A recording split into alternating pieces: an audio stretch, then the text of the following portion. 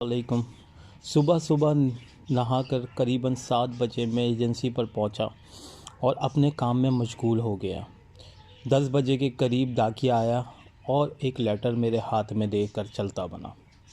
Letter کھول کے پڑھا تو کسی عورت کو ہم کلام پایا جس نے لکھا تھا کہ السلام علیکم بیٹا، میں ایک ریڈر ہوں، یعنی سچی کہانیاں ریڈر۔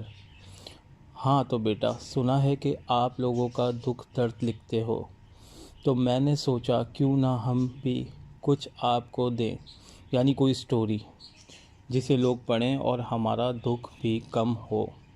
بات لمبی ہے، خیر مختصر کہ اگلے ہی دن اس عورت نے اپنی سٹوری ارسال کی، جس کی تحریر کچھ یوں الفاظ میں بیان تھی۔ یوں تو میرے والدین میں کبھی نہ بنی، لیکن ہمارے گھر کا سب سے بڑا المیہ یہ تھا کہ یہاں لڑکوں کو فوقیت دی جاتی، جبکہ بیٹیوں سے دور جاہلیت والا سلوک کیا جاتا تھا۔ یوں لڑکی ہونے کی وجہ سے اس امتیازی سلوک نے مجھے بالکل ہلا کر رکھ دیا۔ سوچو کہ اس اذیت بھری زندگی نے میری روح کے تار جھنجھوڑ ڈالے تھے۔ سوچتی رہتی تھی کہ ہمارے گھر کا ماحول دوسرے گھروں جیسا کیوں نہیں ہے، ہمیں بھائیوں جیسی اہمیت کیوں نہیں ملتی۔ کاش میں نے اس گھر میں جنم لیا ہوتا کہ جہاں والدین نے کبھی ہم پر توجہ نہ دی، وہ پیار نہ دیا جس کی خاص طور پر بچیوں کو ضرورت ہوتی ہے، ہمیں ساتھ لے کر کہیں نہ جاتے اور نہ کسی سے ملنے دیتے۔ رشتہ دار آتے اور ہم دور سے انہیں دیکھتے، وہ بڑوں سے مل کر چلے جاتے۔ گھر میں ایک خاص قسم کا تناؤ رہتا تھا۔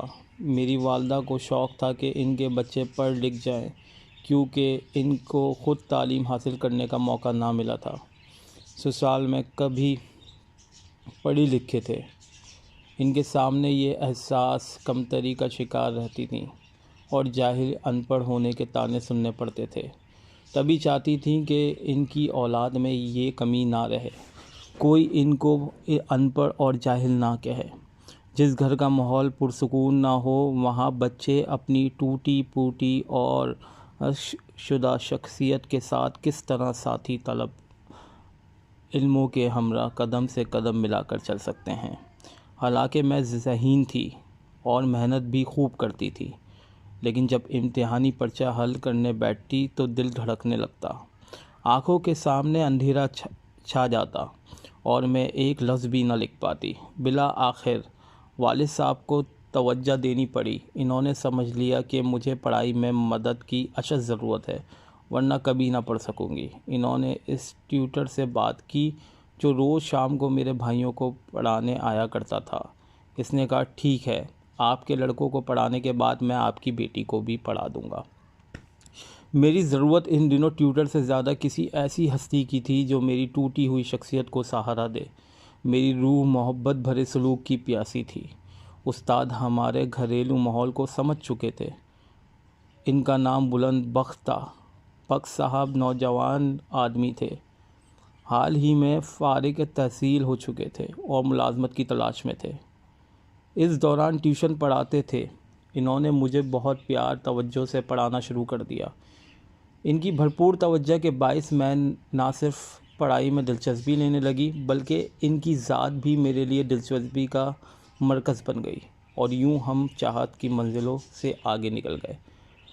بخت بظاہر شرافت کا نمونہ تھے اور ان کے نیک چلن ہونے کے ہمارے گھر میں چرچے تھے۔ گھر کا ہر فرد ان کی نیک نفسی اور اچھے اخلاق کے گن گاتا تھا۔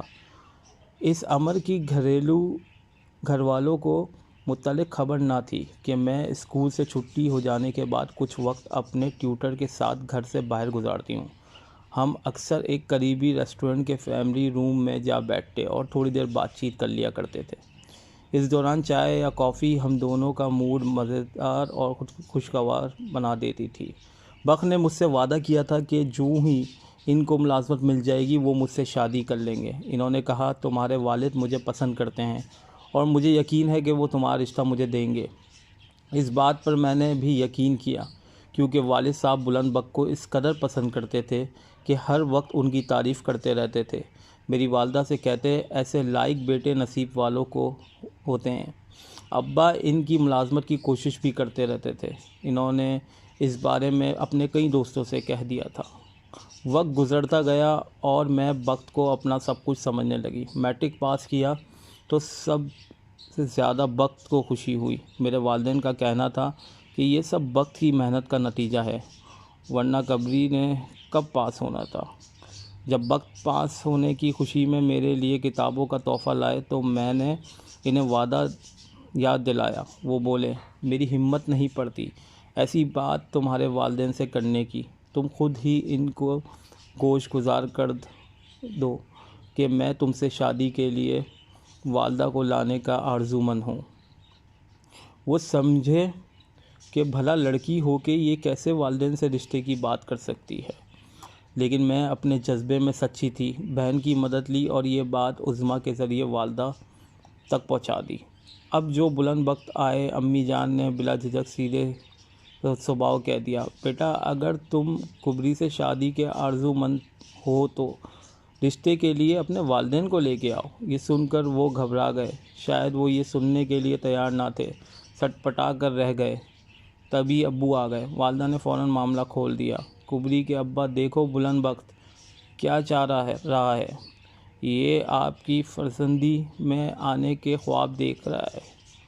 فرزندی میں آنا تو اچھی بات ہے، ہم اسے بیٹا سمجھ کر ہی گھر کے اندر بٹھاتے ہیں، میں بیٹا سمجھ کر گلے سے بھی لگا سکتے ہیں۔ بیٹوں کا فرض ہر ماں باپ کو ادا کرنا ہوتا ہے۔ بلند وقت کو بیٹا بنانے میں کوئی حرج نہیں۔ وہ سر جھکائے سنتا گیا۔ تبھی اماں نے کہا، بیٹا اگر ایسی بات ہے تو اپنی والدہ کو میرے پاس بھیجنا۔ اب سارے بہن بھائی بخت صاحب سے پوچھتے تھے کہ کب آ رہی ہیں آپ کی امی۔ وہ کبھی آج کل کرنے لگتا، کبھی سر جھکا لیتا۔ ایک دن اتفاق سے بازار میں اپنی والدہ کے ہمراہ ان کی دوائی خرید رہا تھا کہ اسی اسٹور پر ہماری اماں بھی پہنچی۔ وقت کو دیکھا، فوراً آگے بڑھی۔ بیٹا تم یہاں؟ پھر ان کی والدہ کی طرف دیکھا۔ یہ میرا بیٹا ہے، بہن دوائی خریدنی تھی۔ اور آپ کون ہیں؟ اماں نے اپنا تعارف کرایا اور سوال کیا، آپ کب آ رہی ہیں ہمارے گھر؟ بلند وقت نے بتایا تھا کہ جلد آنے والی ہیں۔ خاتون کچھ نہ سمجھی۔ اپنا پتہ بتا دیں، کسی دن آ جاؤں گی۔ تب اماں نے پتہ سمجھا دیا۔ ایک دن وہ اپنی بیٹی کے ہمراہ آ گئیں۔ میری ماں نے جتلایا کہ آپ لوگوں کا بڑا انتظار تھا، کیونکہ وقت ہمارے ہاں رشتہ کرنا چاہتا ہے اور آپ کو لانے کی بات کی تھی اس نے۔ وہ بولی، بہن جس میں اس کی خوشی اور جیسے آپ راضی، مجھے تو کوئی اعتراض نہیں، آپ اچھے لوگ ہی تبھی اس نے ایسا کہا ہوگا۔ یوں بھی ہمیں بچوں کی خوشی عزیز رکھنی چاہیے، ہم تو بلند وقت کی خوشی میں خوش ہیں۔ یوں دونوں خواتین نے آپس میں چند ملاقات اور بات چیت کے بعد منگنی کا اعلان کر دیا۔ وقت کی والدہ نے مجھے دیکھتے ہی پسند کر لیا۔